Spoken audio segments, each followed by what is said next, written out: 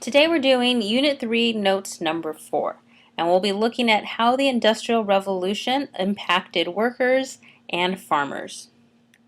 So remember, with your notes handout, you're writing top 3 facts about each slide, things you want to remember, things you want to study for, and also completing a summary.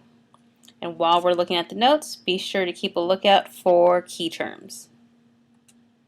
So the exploitation of labor. Technologies, innovation make workers less valuable to firms because essentially the machinery is doing the work. So you have a lot more low-skilled jobs, and the skill that a person may offer is not necessarily needed. So we start to see a big gap between skilled workers, workers that you actually need their skill, that they have to go through training to learn, versus unskilled workers, where workers can just push a button, press a lever, monitor the work that's being done by the machine. There are many problems in working conditions. One of the major ones is low pay. Wages were so low that everyone in the family needed to survive. So if you look at these pictures, we see children in the factories. So parents would bring their kids with them. And these are elementary school age children, so it wasn't mandatory back then for students to have to go to school. And if you think about the conditions of a factory, the boy in the top picture doesn't have shoes on. So the idea of safety, and that one, kids shouldn't be around heavy machinery, and two, you should be wearing proper equipment, having your legs and arms covered, gloves, shoes, protective glasses. All of those ideas did not exist back then. So workplaces could often be very dangerous, not for children, but also for the adults, because if they didn't take the time to make safety requirements for children, they also didn't do that for adults. So you'd have long hours, poor sanitation. Look how dirty the factories look.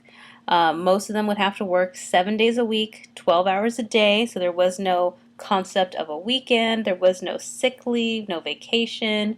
If you couldn't come to work, you could risk losing your job.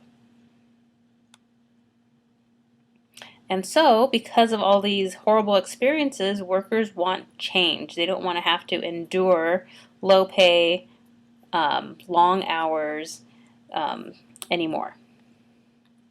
We began to see labor unions emerge. Workers wanted to get the wages and working conditions that they deserved, and so they realized that if one person complaining doesn't do much, but if the whole factory, if all the workers join together, they create a union, their voice will be more powerful. So at this time, there were no laws giving workers the right to organize or require owners to negotiate with them.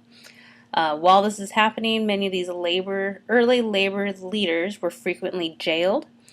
Unions began to be associated with Marxist revolutionary ideas. So under Karl Marx, he theorized that workers would eventually revolt and seize control of factories and governments. Basically, that you have more workers in a society than you do have owners or wealthy people. That once workers can organize and unify themselves, that they do have a very powerful voice, and that they can get their rights that they demanded. So obviously these ideas can be very controversial for some people. They can seem very aggressive. So Marxist ideas tend to be not well associated with. People don't necessarily want to hear these revolutionary ideas. So labor unions diversify. As more labor unions form, they become more specific to specific industries, specific fields, what people can do. So some early examples of labor unions were the American Federation of Labor, the AFL. Samuel Gompers organized skilled laborers. This was an example of a craft unionism. So people that belonged to the American Federation of Labor had a specific skill, something they trained for.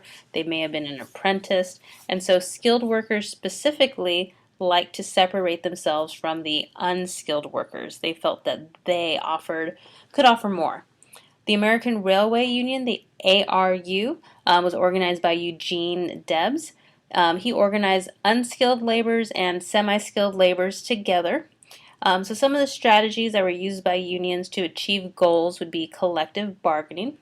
So the idea that as a group, your voice is more powerful when you start to say that everyone in this company, we want higher wages, we want better treatment. So the unions would negotiate deals for everyone else within that factory, that place of work, and depending on the employer, sometimes they would negotiate, find a compromise, but there is nothing forcing the owners or the employers to listen to them or to even make compromises with them. They could just say, nope, you don't deserve to be paid more, or you don't deserve to have your hours lowered. And so if collective bargaining didn't work, then oftentimes unions would result to strikes. So a strike is a stoppage of work. The idea is if workers aren't running the factory, so if everyone's on strike, the factory is not producing goods, the company is not making money, and ultimately the company will come to realize that the workers are valuable, they are needed, and that their demands should be met or at least be heard out. So this is a way for unions to pressure firms with the threat of lost profits. So sometimes strikes can be very successful. Strikes tend to be a kind of a last-ditch effort. But occasionally when workers go on strike, sometimes the owners will just hire someone else to do the work. So strikes aren't always a guarantee that their demands will be met. So America is industrializing with inventions, businesses, and railroads. Land is being bought up and used for businesses and railroads. The ever-increasing number of settlers began to move west to farm. Interest of farmers and businesses began to conflict, and this leads us to some problems for farmers. So farmers are always in a very unique situation because farmers don't get paid until their crops bloom and they're able to harvest their crops, sell their crops. So in the meantime, they often acquire lots of debt. So some of the problems they were facing during the industrial era was deflation. So the dollar value was strong, which meant that crop prices were low. And so farmers were not selling their crops for much of a profit, meaning they could not pay back a lot of their debts. There was also a scarcity of farmland because railroads and other businesses began to buy up land. Farmers began to take out more loans to buy up more land, this acquiring more debt for them. When they couldn't pay back their debt, then banks would begin to foreclose on their homes and their farms. Railroad abuses also hurt farmers. Railroad companies often hogged land. They would overcharge farmers for the price it would cost for them to ship their goods into the marketplace in order to sell them. So they just weren't getting a really good fair share at this time. So farmers become frustrated by the lack of progress. Farmer concerns weren't getting through to Washington, D.C. They felt ignored. Banks, railroad, and businesses continued their corruptive ways. Farmers were continually locked in a vicious cycle of debt, using credit to get out of debt, and then more debt. The result was the creation of the Populist Party. So the Populist Party was, what we consider today a third party. It was a political party known as the People's Party because they represented kind of just your average person, in this case primarily workers and farmers. So it was born out of farmers' quest for reform that worked to give the people a greater voice in government.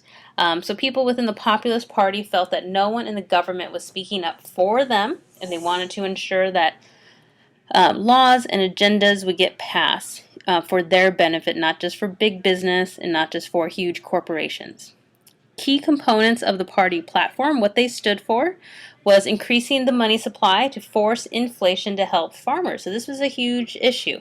Might sound weird to force inflation, but farmers wanted prices to go up. That would be the only way for them to get out of debt. They wanted a graduated income tax to tax the richer more and the poorer less. They wanted a federal loan program to simplify credit and weaken banks. and term limits and reforms in immigration, labor, and elections. And so what we will see is that a lot of these ideas, I'm kind of fast forwarding, but the Populist Party doesn't last, and a lot of these ideas do get adopted by the Democratic Party. So the death of populism. So for a little bit it lasted. You began to see some populist candidates run for office. There was even a populist candidate running for president, but he did not win. So William Jennings Bryan was the populist candidate for president. He was defeated in 1896. And after that, the Populist Party kind of died away. Some important legacies of the populist era, what it's known for.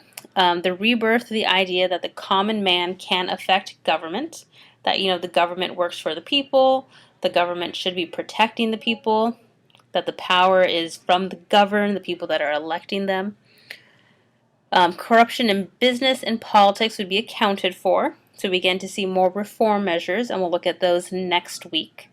And it began to shape the modern Democratic Party platform. So while the Populist Party did not succeed in existing themselves, their ideas kind of shifted to the more prominent Democratic Party.